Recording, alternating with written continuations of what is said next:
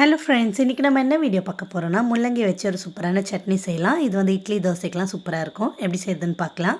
கடையில் கொஞ்சமாக எண்ணெய் ஊற்றிக்கோங்க. எண்ணெய் நல்லா காஞ்சதும் 1 ஸ்பூன் தனியா, கடலைப்பருப்பு, உளுந்தம்பருப்பு, சீரகம், காஞ்ச மிளகாய், பூண்டு ஒரு 7-8 பல் பூண்டு இதெல்லாம் சேர்த்துட்டு நல்லா வந்து வதக்கி விடுங்க. இது நல்லா கோல்டன் கலரில் வந்ததுக்கப்புறமா 2 தக்காளியை வந்து இந்த மாதிரி கட் பண்ணி வச்சுருக்கேன். இப்போ தக்காளியை சேர்த்துட்டு நல்லா வந்து வதக்கி விடுங்க. இப்போ கொஞ்சோண்டு புளி வந்து ஆட் பண்ணிக்கலாம். புளி வந்து மீடியமாக சேர்த்துக்கோங்க, கொஞ்சமாக போட்டால் போதும். ஏன்னா நம்ம 2 தக்காளியும் ஆட் பண்ணியிருக்கோம். அவ்வளோதான். இப்போ அதை நல்லா வதங்கிடுச்சு. ஒரு பிளேட்டில் மாற்றிக்கலாம்.